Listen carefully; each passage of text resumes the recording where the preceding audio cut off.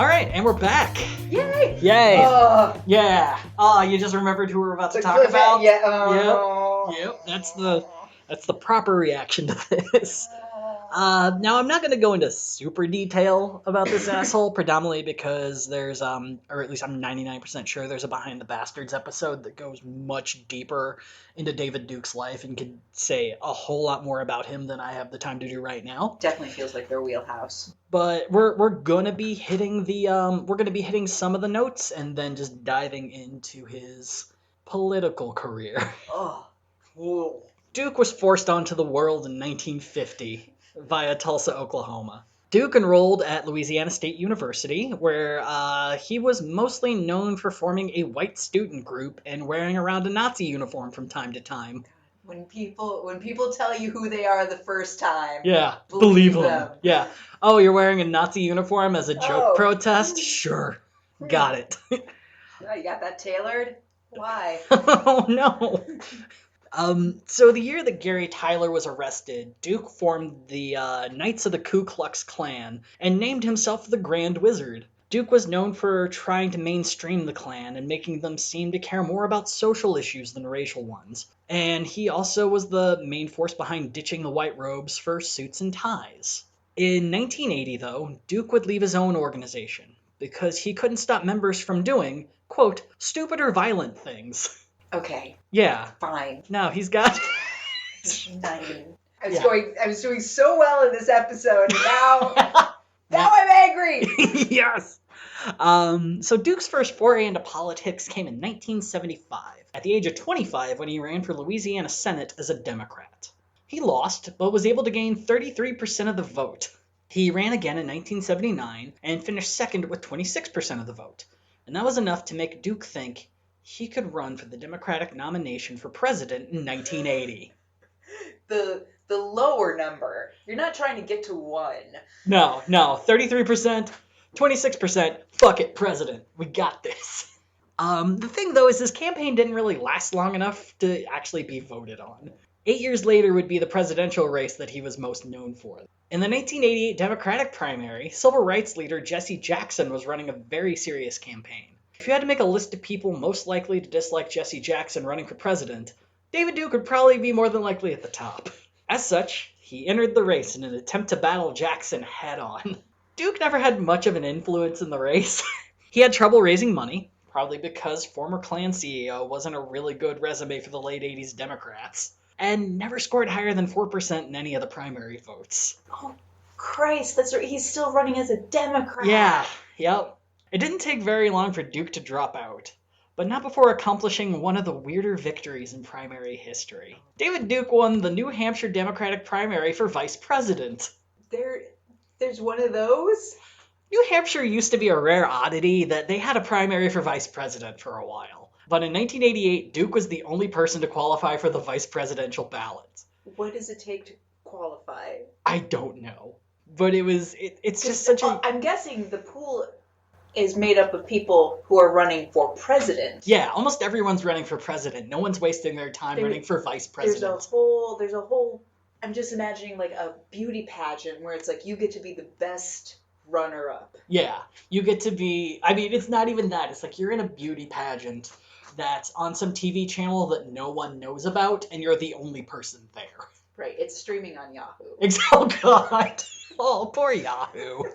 Sorry. Excellent burn, though. Accurate, excellent burn. Please give us money for the podcast. Yahoo doesn't have money. What is it, 1998?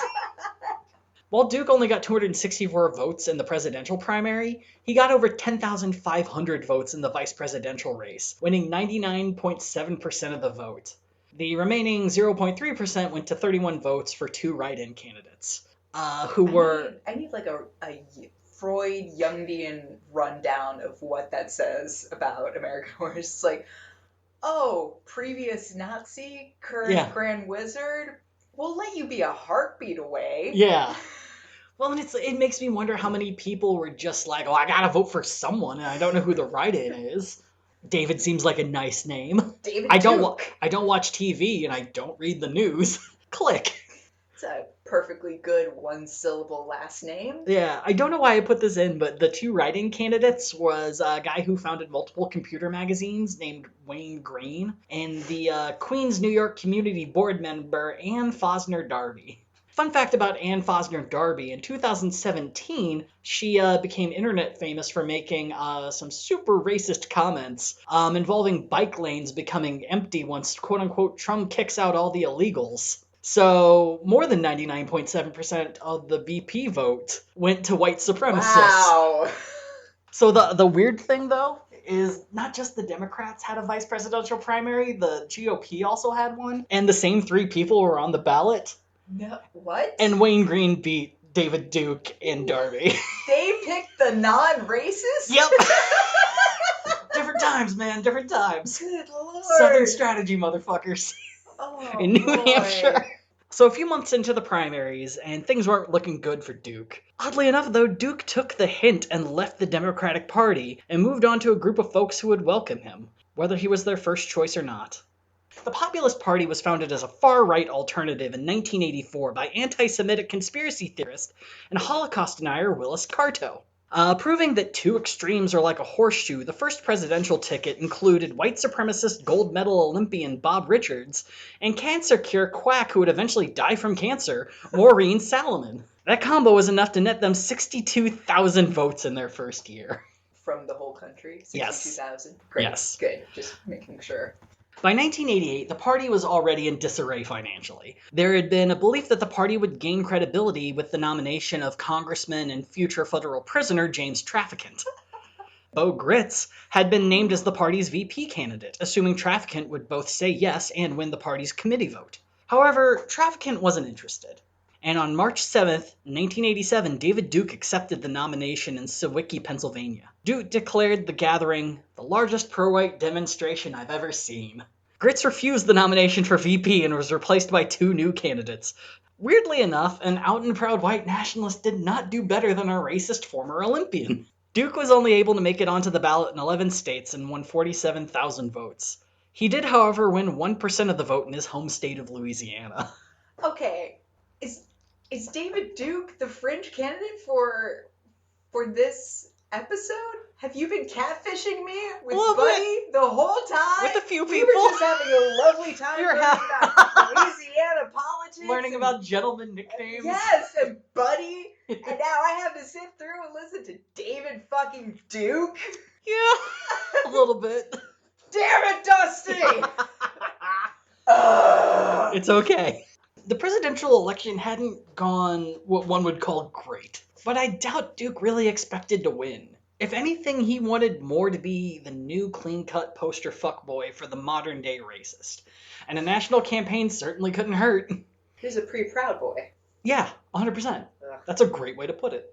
But his desire to be viewed as a serious politician wasn't ever something you could doubt. And in 1988, his first real chance presented itself. State Representative Charles Cusimano had become a judicial district court judge and resigned his position. This caused a special election for the empty seat. Duke switched his party allegiance to the Republicans and entered the race along with 6 others, including John Treen, the brother of the former governor that Edwards beat the fuck out of. After the first primary, Duke was on top with 33.1% of the vote, but since he didn't hit 50%, he was forced into a runoff with Treen. Duke's victory made national news. So much so that for the runoff, Treen gained endorsements from Presidents Bush and Reagan, which is pretty much unheard of for local elections. Yeah. But Treen did the one thing that sets off baby boomers everywhere. He considered out loud the possibility of raising property taxes. Bum, bum, bum! The one thing that will ruin any Lyft drive. Yeah. After Treen had made that statement, Duke hammered him every single day on it until the final election. And on February 18th, 1989, by a margin of 227 votes, David Duke became the state representative of his little corner of Louisiana. Wow. Lucky for the world, state representative doesn't exactly carry a ton of power, and even less if you have no clue or interest in how to do the job efficiently. Duke's clueless style as a rep is best described by journalist Ron Gomez. Duke once presented a bill on the floor, one of the few which he had managed to get out of committee. He finished his opening presentation and strolled with great self-satisfaction back up the aisle to his seat. In his mind, he had spoken, made his presentation, and that was that. Before he even reached his desk and refocused on the proceedings, another first-term member had been recognized for the floor and immediately moved to table the bill. The House voted for the motions, effectively killing the bill. That and similar procedures were used against him many times. To Gomez's memory, Duke had only succeeded in passing one single bill, a law that prohibited movie producers or book publishers from paying jurors for their court experiences. Well, that's going to lose you the juror vote. I know, right? Well, I mean, he didn't mention taxes, so... This is the time of those excellent mid-level crime dramas featuring a young Matthew McConaughey. Yeah, I mean, you got those Pelican Briefs. Yes. You got the Can't Handle the Truths. Yes. All of those books. Books that you find in Walgreens and airports. Right. Someone needs to pay those jurors. Yes. You racist motherfucker. The Grishams and... The other... What? Are there others? That guy. Despite this lackluster first term, it was a new year, and Duke isn't going to sit on his racist-ass laurels. In 1990, Duke entered the race for U.S. Senate. Incumbent Democrat J. Bennett Johnson had held the job since 1972, but the same economic troubles that doomed Edwin Edwards were threatening the senator. Johnson's record was no longer viewed as suitably conservative for the state. Sensing a real chance of ousting the incumbent, the state GOP focused on endorsing a single candidate and encouraging all others to drop out. The party settled on State Senator Ben Baggert, a very experienced state politician who had shifted from Democrat to Republican that year. All other Republican candidates ceased running, except for David Duke. And much to the GOP's chagrin, Duke overtook Baggert in the polls. In a desperate bid, the GOP tried recruiting former Governor David Treen to run, but sensing the impending clusterfuck, he noped out of that.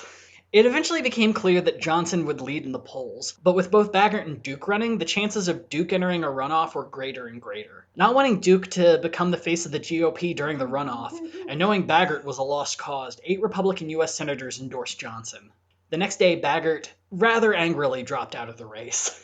Johnson would go on to win the primary with 54% of the vote, but David Duke would finish with over 600,000 votes and 43% of the state's support. 43%? Mm-hmm. That's 43% too many. It's 600,000 votes for this man who has said every single day who the fuck he is. Honestly, if it wasn't for the GOP at that time, you very well could have had Senator David Duke if he was given the chance to do a runoff. And if Bennett said one dumb thing about taxes, that could have let him into the Senate. Do you feel like these senators, if they're still alive, watched the 2018 Alabama senator race and were just like nauseous with deja vu? Just like, the fuck is wrong with you? I mean, I'd like to believe that's true. And I mean, especially if you see, the stuff that H.W. Bush said about Trump, I would thoroughly believe that, his scruples would have held for that long. Yeah. Reagan, I'm not so sure, but... No. It's like Reagan probably did it just because he's like, well, I have to do it to not look terrible. Well, I guess. Oh no. A man who says things I agree with can't have that. Well, it's another day above ground. That Faustian bargain I made with death in the 60s really has worked out. Which brings us back to 1991. Much like 1987, it was a real blood-in-the-water election. A number of major candidates announced their candidacy early, including future Governor Kathleen Blanco and Secretary of State Fox McKeithen. Great name. Excellent name. Both would eventually leave the race, opening the way for the Silver Fox himself, Edwin Washington fucking Edwards. He's back, baby! Back from the dead! He's been watching Buddy Roemer struggle, and he's back. Oh boy. On the other side of the aisle, David Duke was the up-and-coming outsider candidate, aka the acceptable choice for not just proud racists, but the after 3 beers at Thanksgiving racist. And David entered the race for governor. Understandably, anyone would feel down in Buddy's shoes. Buddy hired a friend of his to be his life coach and teach his staff how to battle negative thoughts. No, Buddy, you changed your name to Buddy at 13. That's all you needed to do. That was the extent of your vision board. Right. Everyone change your name to Buddy. Are we good? Excellent. Let's do this. Most famously, this involved Roemer and his staff wearing a rubber band around their wrist that they would snap whenever a negative thought appeared. Oh, boy. And not a very good look in Louisiana politics. No. Duke grasped on this nonsense for all it was worth, and used it to make the pretty damn conservative Roemer look like some type of Berkeley hippie.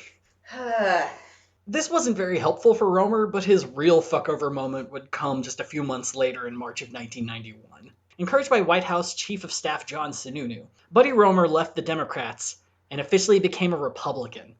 And also officially pissed off everyone. Buddy. The Dems were mad to suddenly lose their incumbent candidate. Yeah. But the Republicans had a much worse hand in the deal. They not only had a strongly unpopular incumbent now, but they didn't want him to begin with.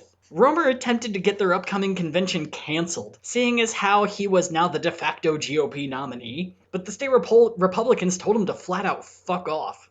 Roemer would skip the convention entirely, as did David Duke, who probably had enough common sense to realize that going would be a waste of his time, and the party would instead endorse very pro-life Roemer enemy, Congressman Clyde Holloway. What's Holloway's deal? I did not bother to write that down. Okay. I'm sure I eventually come back to it. If I remember right, Wait, why was he an enemy? So Roemer was more pro-choice than most Republicans at the time, and Clyde Holloway was like, zygote is human, and was part of that crowd. During the first debate, it was a free-for-all against Roemer. Duke went after the rubber bands, Edward trashed Roemer's failures that had mostly been caused by Edwards to begin with, and the remaining candidates tried to land sound bites to take down the current kingfish. The most shocking moment, unsurprisingly, came from Duke, but surprisingly came in the form of him quoting Martin Luther King's I Have a Dream speech. Get that out of your dirty, filthy mouth, you animal, David Duke. It was used by Duke to speak against affirmative action. Oh, for God's sake. On Election Day, the GOP endorsed Holloway got only 5% of the vote. Roemer came in third with 26.5%, and a runoff was set between three-term Governor Edwin Edwards and David Duke. Once again, Duke was a runoff away from true political power in a race that would be dubbed the Lizard versus the Wizard. Oh my God!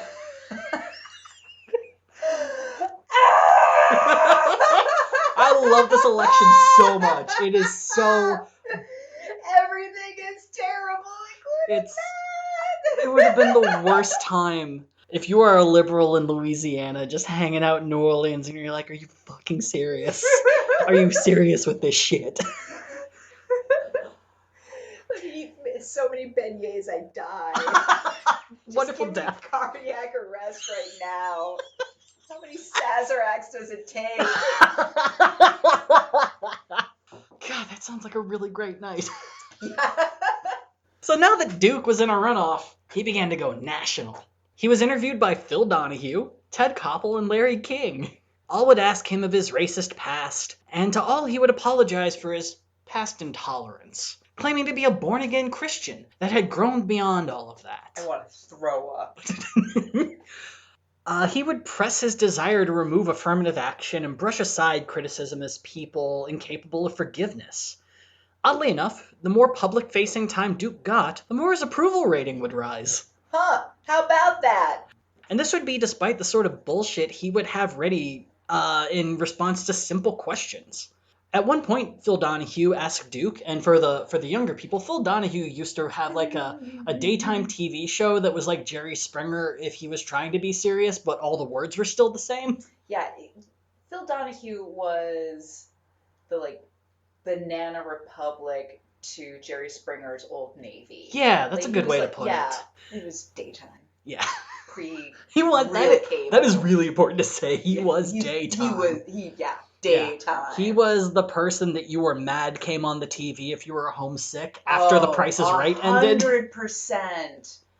At one point, Donahue asked Duke if he believed the Holocaust had been exaggerated by the Jews. The simple and correct answer would be no. What kind of fucking question is that, Phil Donahue, first and foremost? But Duke's answer was, complete quote, "Of course there were terrible atrocities in Europe, and I condemn that there were terrible atrocities as well in the Soviet Union, and I oppose any oppression of people. The closest thing that I know to the policies of Germany in this country is the so-called affirmative action, or quota systems. They had quotas in Germany as well on the basis of race. I don't think you should have racial preferences." Equally as troubling Over in Mississippi, a little-known construction businessman Republican named Kirk Fordyce had run for governor and used Duke's platform against affirmative action and fictional welfare abuse to win the race. It was beginning to look like there was a way for Duke's racist policies to have a path to victory. That being said, it wasn't very easy to tell how well Duke was actually doing. Pollsters made a point that since most people didn't like admitting that out loud they supported Duke, they really couldn't ask and get a good number. Prior to the first debate, there were a couple polls that had come out that did have Duke behind 49 to 40%. But due to Duke's history of underpolling, it was easy to believe that he was virtually tied. Meanwhile, Edwards was getting the backing of nearly every politician known to man. Buddy Roemer threw his entire support behind Edwards, as did the vast majority of state Democratic and Republican politicians. While most national Republicans stayed out of the fray, President Bush dove in once again to throw as much shade as he legally could at David Duke. Bush said, "When someone asserts the Holocaust never took place, then I don't believe that person ever deserves one iota of public trust. When someone has a long record, an ugly record of racism and bigotry, that record simply cannot be erased by the glib rhetoric of a political campaign." Edwards supporters, acknowledging Edwin's shady past, also made up some bumper stickers that would become a powerful symbol for the entire campaign. The message, even for a bumper sticker, was a simple one. Vote for the crook. It's important. I am going to be on eBay in a hot second looking for that. I don't know if any exist that haven't already been plastered on the back of a 91 Ford Taurus.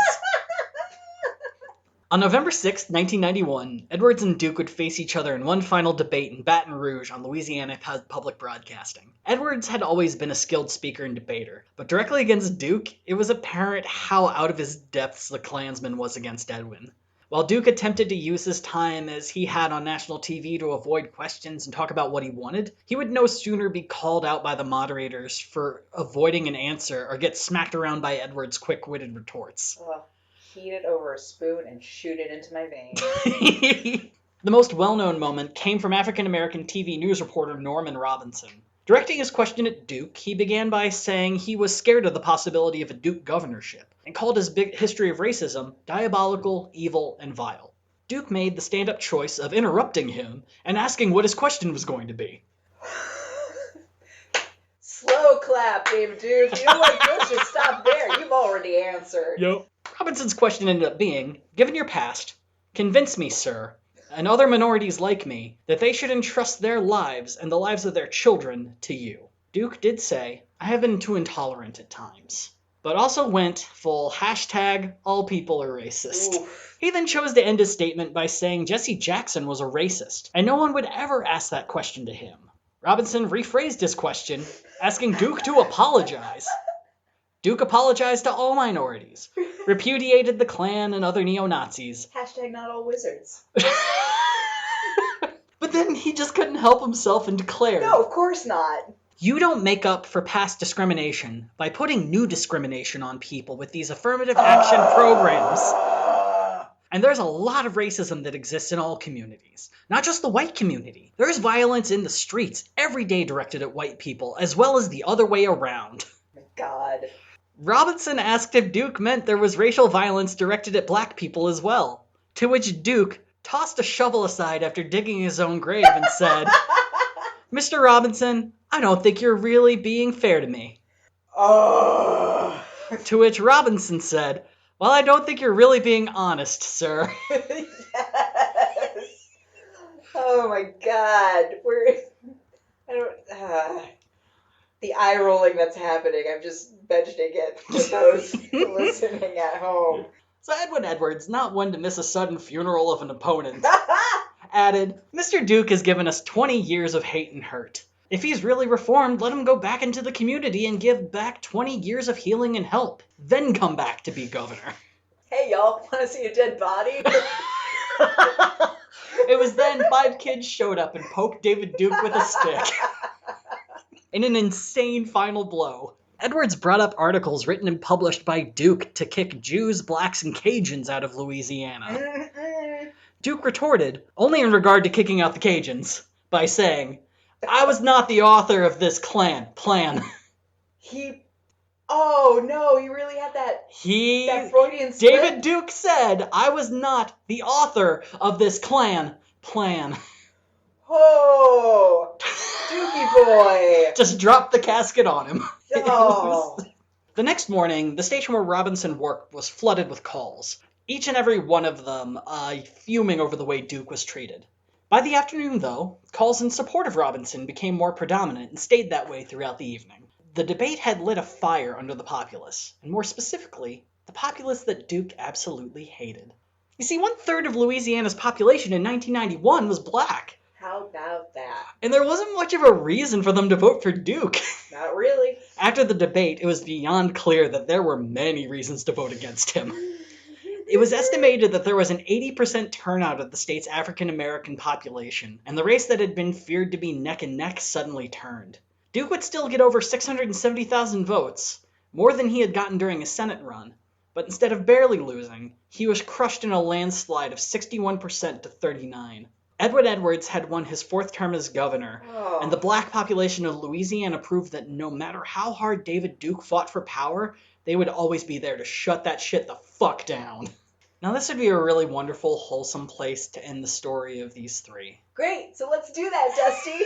But since 1991, their stories have only gotten weirder. Let's start with Edwin Edwards. Yes! He ended up having a pretty normal term of governor. His main activity was promoting the various forms of gambling that had been legalized under Buddy Roemer. Wait, gambling was legalized? Oh yeah, I forgot to add that in. Buddy Roemer did legalize gambling, and that's also what pissed off people. Yeah! Oh no! But upon discovery that some of the gambling licenses had links to organized crime, Edwards refused to revoke their licenses. I mean, why punch a sleeping dog? I know, right? This began a whole new search into gambling-based political corruption, but Edwards would declare his intention to not run in the next election before anything came of it. Edwards married his second wife and retired to Baton Rouge with the intent to return to practicing law. After 2 years of peaceful semi-retirement, a lifetime of shady deals finally caught up with Edwin. He had the misfortune of being caught on film in the midst of a financial transaction. And by caught on film, I mean he was seen via FBI surveillance, and by financial transaction, I mean he gave former Congressman Cleo Fields 20 grand in cash, which Fields then proceeded to stuff in every available pocket on him. What? Suit pocket, pants pocket, inner suit pocket, everywhere. Oh my god. When the transactions came to light, Fields promised there was a hilarious reason for all of it. Clearly his writing room couldn't come up with something funny though, because he eventually just said he didn't have to give a reason for the exchange, because since he wasn't a congressman at the time, he didn't have to tell anyone what happened. Lawyered. Yeah. And case closed.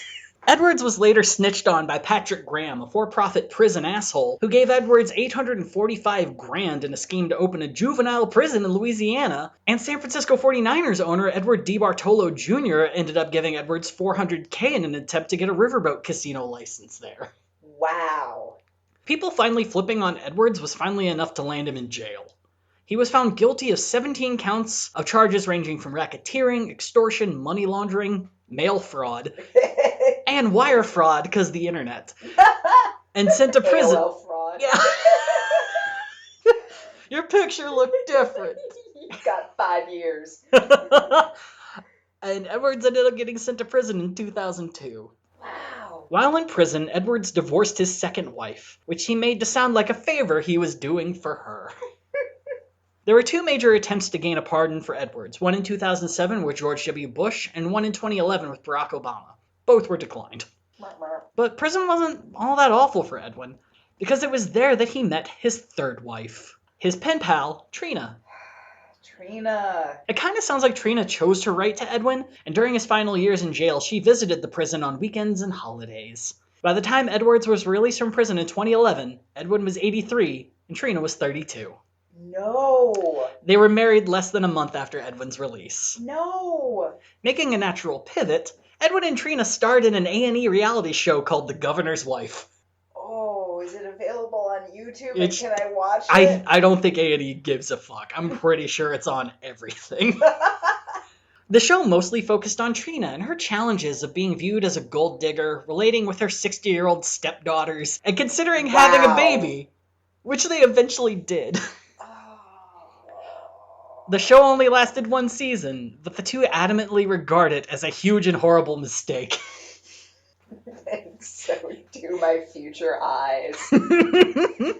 In 2014, Edwin made his return to politics because you just can't keep him away. And he ran for congressman of Louisiana's 6th district. It was a severe uphill battle due to the district being overwhelmingly conservative.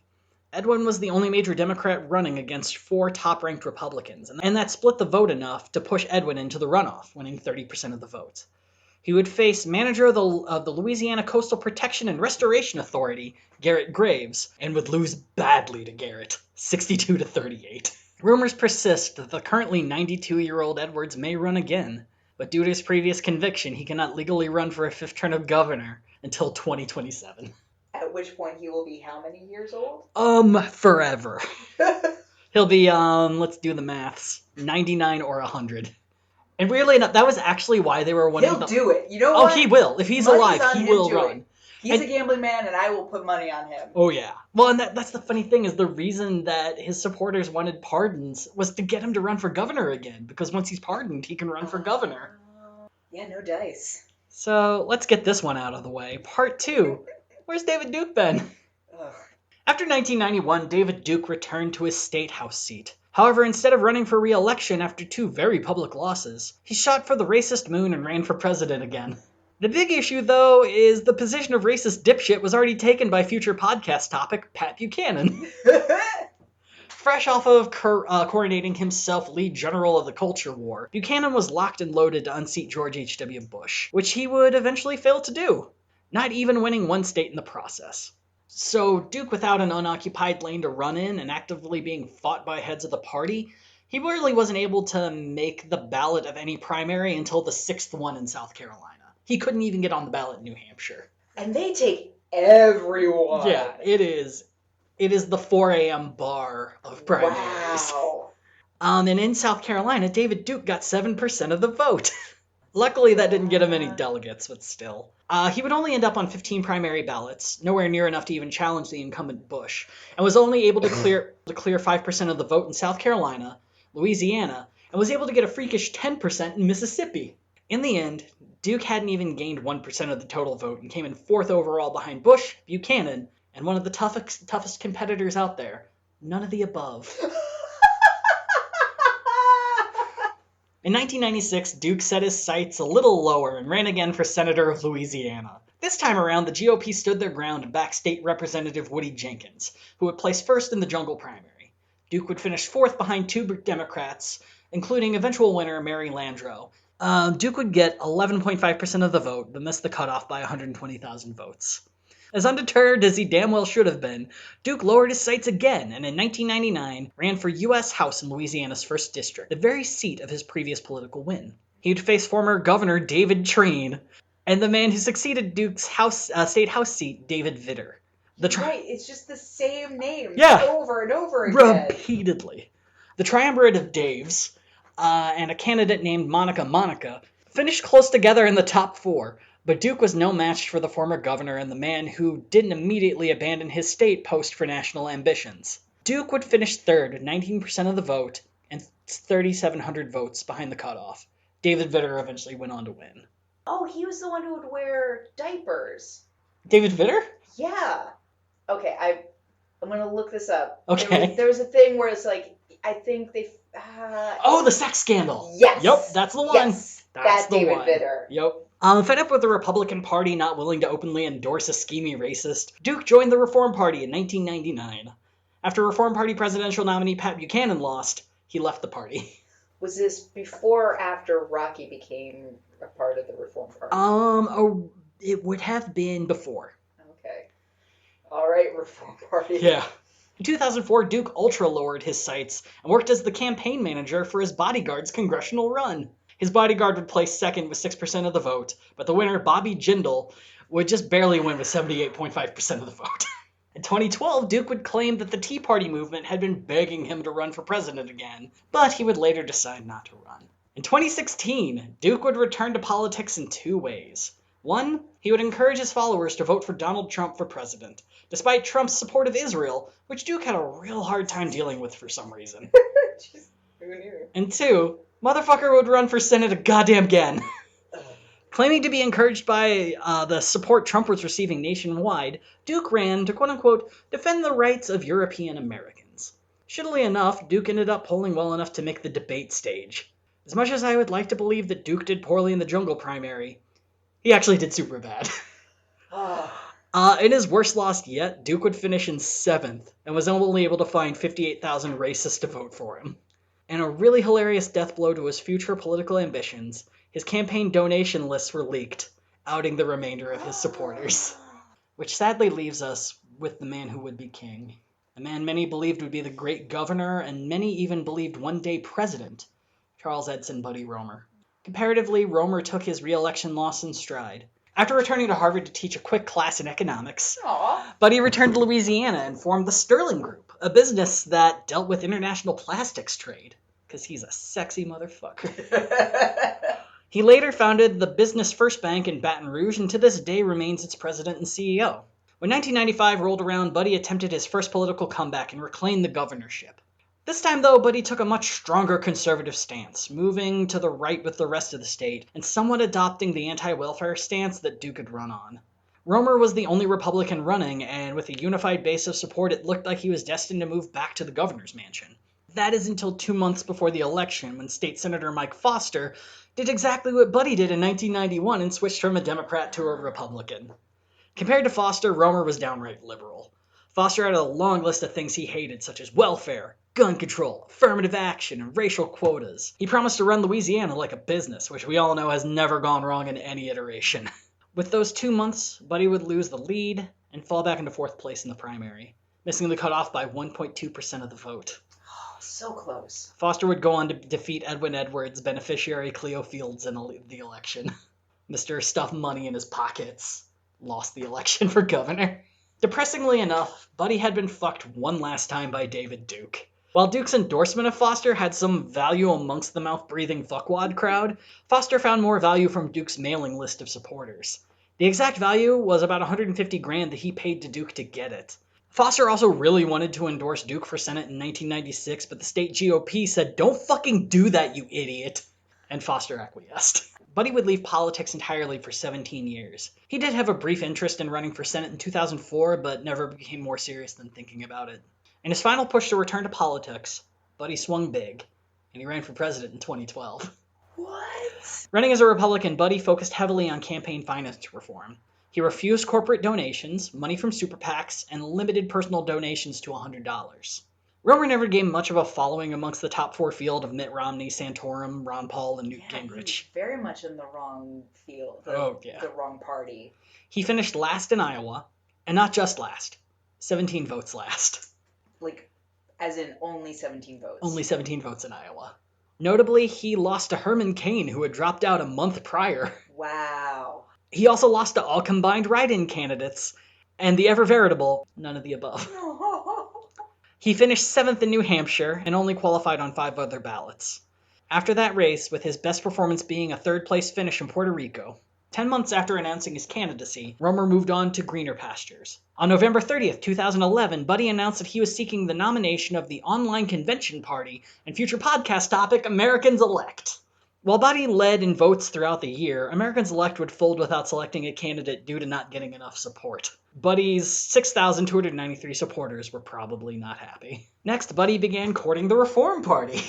The state party chairman in New Jersey was super stoked at the idea, and really, it was probably what the party needed. They had gone from getting 465,000 votes with Ralph Nader in 2004, and dropping to getting 481 total votes in 2008 after nominating complete unknown and businessman Ted Wheel. The Reform Party needed a big return, and a former governor had the potential to do that. And at their state convention on April 14th, 2012, Buddy lost to tech entrepreneur Andre Barnett. He lost bad. 70-30 bad. Within the Reform Party? Yeah. Oh, Buddy! The last gasp began a week before the Reform Party would refuse him. Buddy had reached out to support from the Modern Whig Party, a group that had never nominated a candidate for president prior to 2012 or since. On April 3rd, the Modern Whigs chose to endorse T.J. O'Hara, an independent candidate whose job appears to be professional mentor. It had been a genuinely depressing campaign with nothing to show for it in the end. And that was the last we heard of Buddy Roemer as a politician. For the final word, I think it's best to go back to Ron Gomez. When asked about Buddy Roemer, Gomez said, "He was a dynamic orator who could light up an audience with his first 2 sentences. When he got wound up, it was truly evangelical. And he made sense. His wiry 5'7", 135-pound frame would seem to uncoil and grow as he outlined his vision as a fighter against crime, corruption, and waste in government, poor education, tax, and industrial pollution.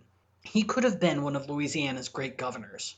The state's horrible financial condition when he took office, his dependence on an inexperienced and sometimes rashly immature staff in his first year or so, an overly ambitious legislative agenda, his own unpredictable dealings with individual legislators, all combined to his failures he suffered. Today, Buddy Roemer is an investor and advisory board member of the Young Turks. He is still a registered Republican." 2 things. Yes. 1, I do not appreciate being Trojan horsed David Duke in this. I'll try not to do it again. I just knew that was the only way to keep you in the room. Like, you know, we're talking about David Duke today. Oh, we're done with the podcast already? You. 1 episode? Great. Secondly, with regards to David Duke's, I guess, first national campaign. Yeah.